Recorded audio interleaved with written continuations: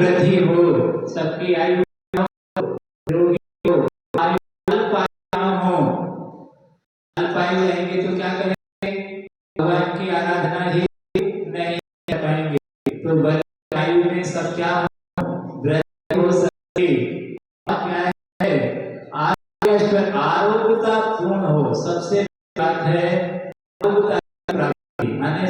सबके क्या रहे, स्वस्थ रहे, मस्त रहे। स्वस्थ रहे तो इधर ध्यान कर पाएंगे, पूजा कर पाएंगे, धर्म कर पाएंगे, तीर्थों की वंदना कर पाएंगे, ग्रस्त को भी अच्छे से चला पाएंगे। बीमारियों से ग्रसित हो गए तो सब क्या हो गया, चौपट हो जाएगा, तो कुछ भी नहीं कर पाएंगे।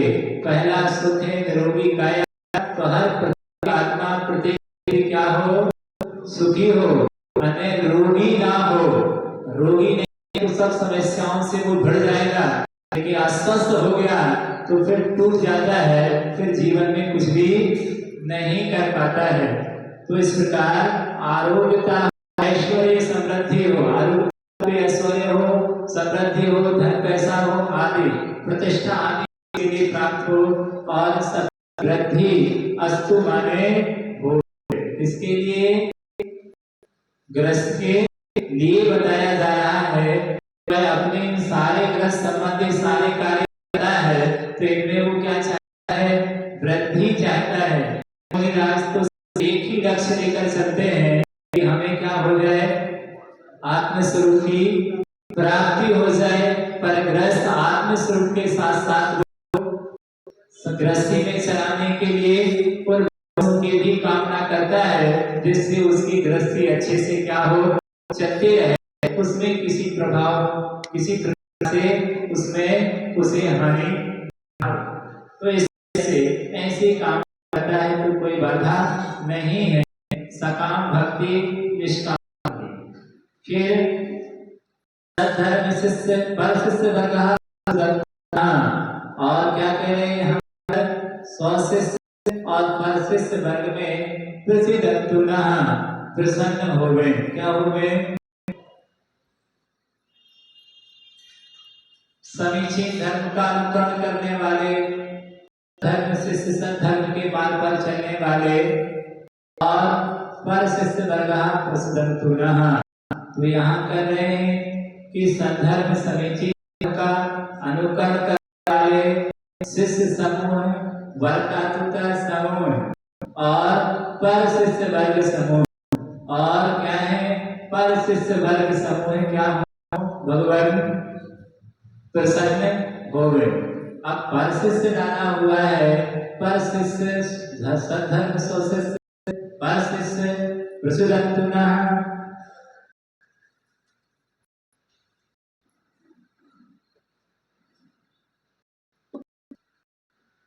हो सकता है पर शिष्य का मानना ये हो कि खुद सुखी रहे सब जीव जगत के, अधर्म के मार्ग पर भी चल रहे हैं, भगवान वो भी क्या ना हो, भले वो धर्म के मार्ग पर प्रवृत्ति नहीं कर रहे हैं, धर्म से उल्टे चल रहे हैं, पर हम तो उनके प्रति भी कहते हैं, उनको भी सद्बुद्धि की प्राप्ति हो, वो भी सम्यक मार्ग पर गमन करें, ऐसी भावना के साथ कभी कल्याण हो। हम तो सबका कल्याण चाहते हैं, तो भाव यहाँ पर डाला हो सकता है। जो अनुकरण करने वाले हैं उनकी भी अद्भुता की प्राप्ति हो, वो भी धर्म के मार्ग पर, इस प्रकार की भावना यहाँ पर भगवान के श्री चरणों में रखता है। और क्या है, ओम विश्वालयास वर्तमान परितास चतुर्विंशति। अब यहाँ संधि हो गई है तो सत्य तो भगवंता। बोलिए ओम विश्वालयास श्री वर्तमान पर्यंतास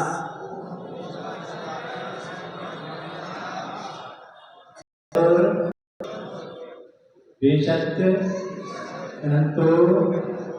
भगवन्तः सर्वज्ञः परम मंगल नाम धेया। यदि इसकी संधि ना हो चतुर्विंशति तो ऐसा उच्चारण भी हो सकता है संधि तोड़कर। चतुर्विंशति अरंतो भगवन्तः ऐसा उच्चारण हो सकता है। सर्वज्ञ मंगल नाम ध्येया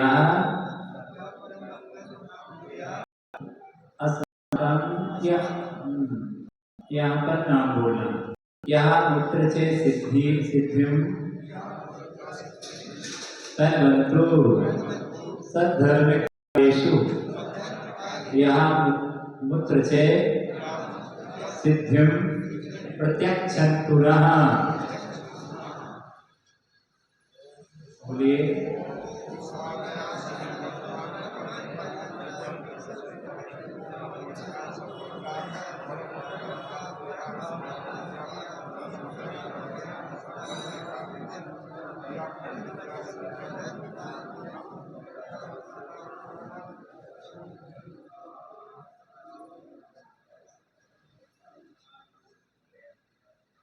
अब यहाँ कहा गया है कि प्रार्थना करता है भगवान से कि कृष्णालया में आदिनाश से लेकर कहाँ तक वर्तमान भगवान महावीर पर्यंत चतुर्विंशति माने 24 तीर्थंकर अरहंतो अरहंत भगवंता ऐसे अरहंत भगवंत सर्वज्ञ सर्वज्ञ अरहंत सर्वज्ञ परम मंगल नाम ध्येय परम उत्कृष्ट मंगल नाम है जिनके कितने सारे नामों से पुकारे जाते हैं। क्या अनेकों नाम से परम उत्कृष्ट नाम है जिनके ऐसे वो भगवंत क्या करें हम सबका 24 तीर्थंकर अरहंत परमेश्वरी सर्वज्ञ भगवंत ये सब परम मंगल उत्कृष्ट नामों से जाने जाते हैं। ऐसे वो अर्थ भगवंत यहाँ पत्र सिद्धिम यह श्लोक में अत यहाँ सिद्धि को तलवंतो का तलवंतो सधर्म कार्य से क्या करे वो यहाँ इस श्लोक में सिद्धि को मंगल को करें और तलवंतो सधर्म कार्य से और सद्धर्म कार्य से यहाँ मेरे सद्धर्म की भी क्या करें सिद्धि करें। माने इस लोक में और परवंतो परलोक में माने यहाँ भी मेरा कल्याण करें और परलोक में भी मेरा कल्याण करें।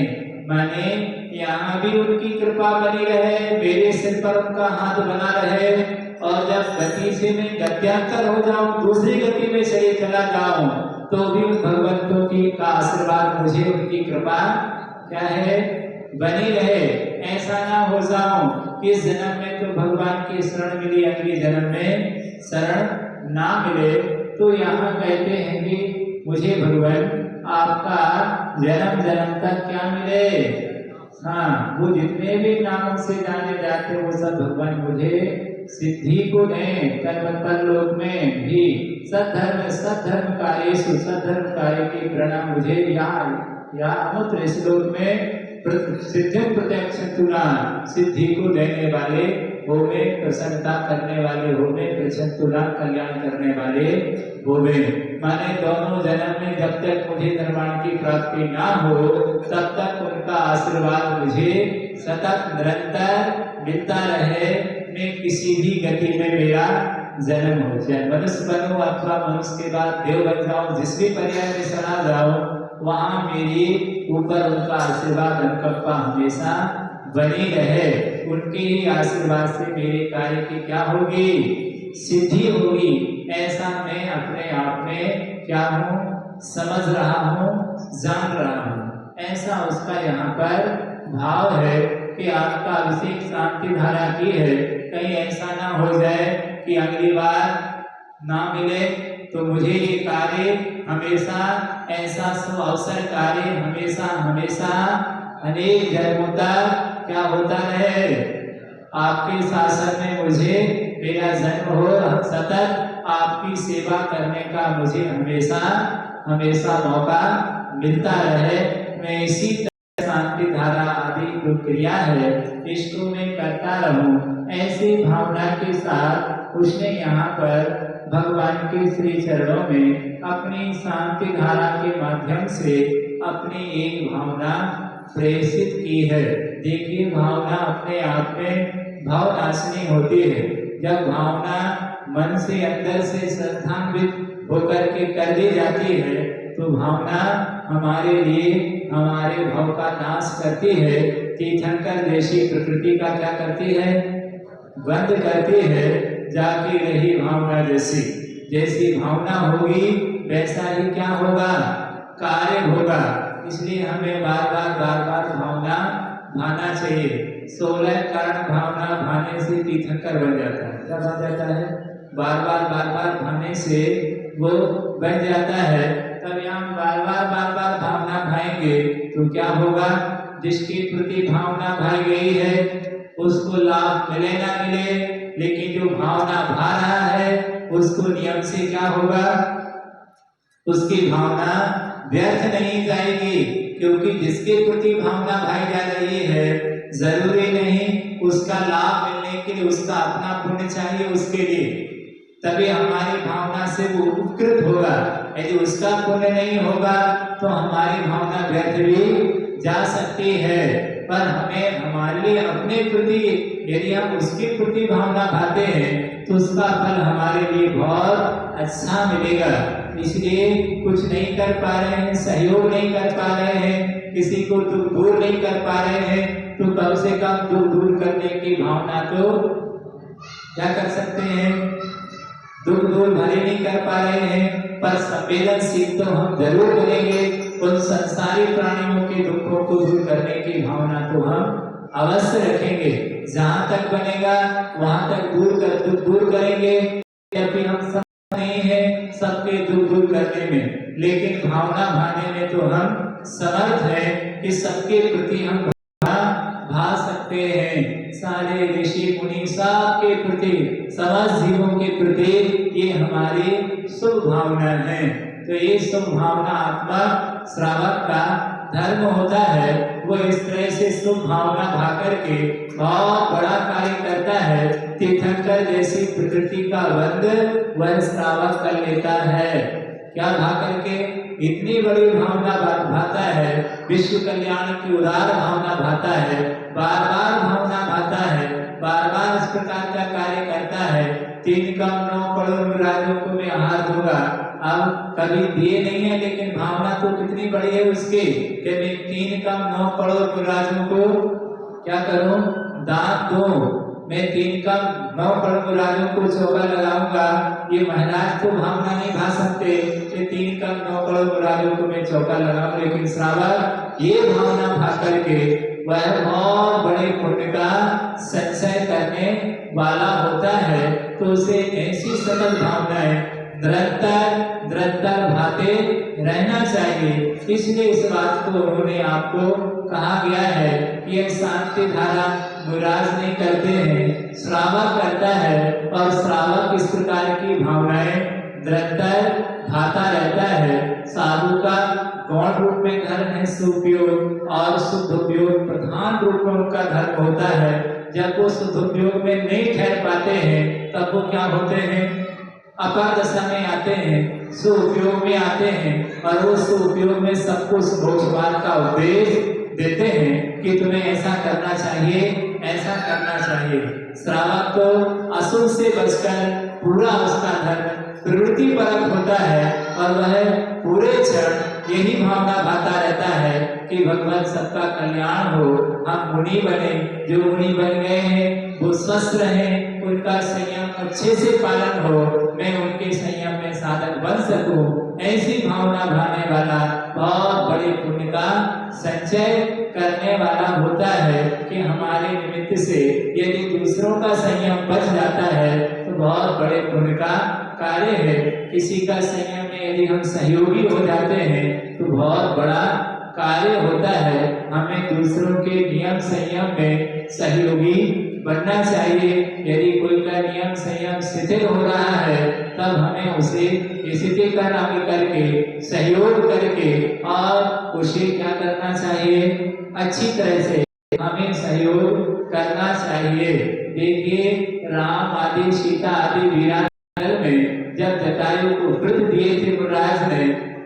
उस वृत्ति की रक्षा करने का संकल्प किसने लिया था? राम और सीता ने लिया था कि जब तक ये रहेगा तब तक इसको छना पानी, कुएं का पानी, शुद्ध भोजन कौन कराएगा? तो हम कराएंगे। जब तक इसका जीवन रहेगा तब तक इसको छना पानी हम पिलाएंगे। देखिए मांसाहारी प्राणी है वो, लेकिन उस मांसाहारी प्राणी को भी नया जीवन मिले और संयम की वृद्धि हो उसके जीवन में, मारने को चले, इसके पूरे जीवन भर उन्होंने उसकी रक्षा के लिए शुद्धि का सोने का भोजन वो अपने लिए बनाते थे और वही भोजन सोने का किसको खिलाते थे? उस पक्षी के लिए भी खिलाते थे। भले वो मांसाहारी था, कभी किसी समय उसने सब कुछ छोड़ दिया, पर उसके व्रतों के लिए कि इसके व्रत बन जाएंगे तो बहुत अच्छा होगा। तो ये भावना बहुत सकारात्मक भावना है जो हमें भावना भानी चाहिए कि भगवान जिन्होंने व्रत ले लिए हैं उन सबके व्रत क्या हो? निर्दोष पालन हो, ऐसी में भावना भाता हो। आप तो वैसे रोज भावना भाते हैं, शांति पाठ पढ़ते कि नहीं पढ़ते हैं? सब लोग शांति पाठ में 7 भावनाएं भाते हैं। कितनी भावना भाते हैं कि भगवान मैं क्या करता हूँ? कितनी अच्छी भावनाएं हम रोज भाते हैं, पर हम थोड़ा सा ध्यान नहीं दे पाते हैं कि यह हमेशा भा रहे हैं कि शास्त्रों का हो पठन, लाभ हो सत्संगति का। सब रोज बोलते हैं कि भगवान लाभ क्या हो जाए? मुझे निर्वाणी पान करने मिल जाए, मुझे निर्वाणी श्रवण करने मिल जाए। कितनी अच्छी बात है कि मेरे कानों में निर्वाणी के शब्द हमेशा सुनाई दें। मुझे रागी द्वेषी जीवों की वार्तालाप शब्द नहीं सुनना, मुझे विराग साधुओं के शब्द निर्वाणी हमेशा मेरे कानों में गूंजे। शास्त्रों का लाभ हो, मैं शास्त्र स्वाध्याय में मेरा मन लगे, ये हम भगवान से आशीर्वाद मांगते हैं।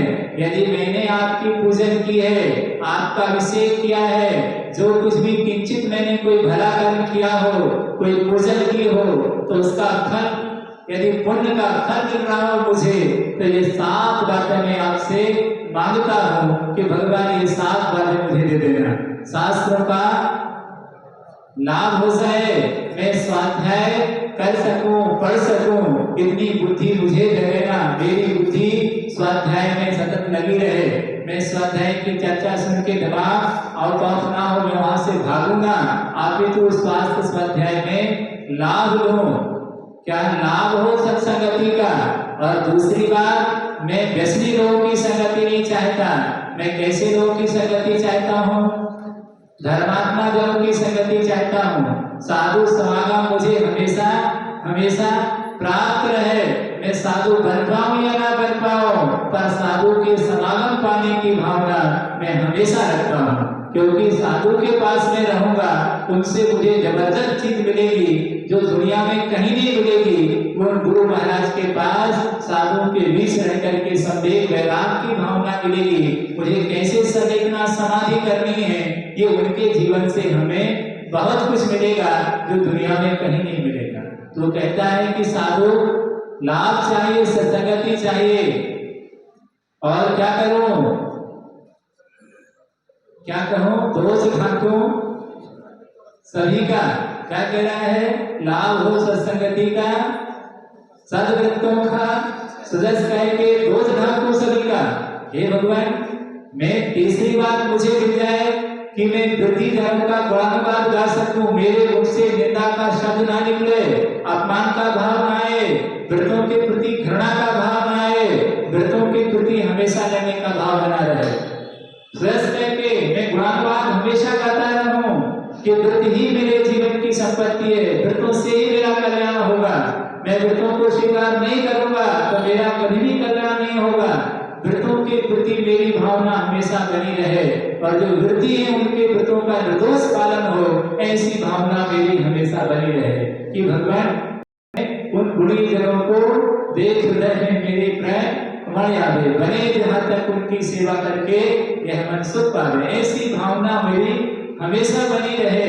ये तीसरी भावना वो भगवान के चरणों में निवेदित करता है चौथी भावना वो भगवान से कहता है, क्या है आगे शब्द आया है, दोष ढाको सभी का, व्रतों का सजस कह के, और मैं भगवान क्या करूं, मैं किसी की भी निंदा गढ़ा नहीं करूं। यदि मैं किसी की बुराई देख भी लूं, ये साधर्मी ये कोई गलती कर रहा है, तो मैं उसको ढोल बजाकर किसी से नहीं कहूंगा कि इसने क्या किया है, ये अपराध किया है।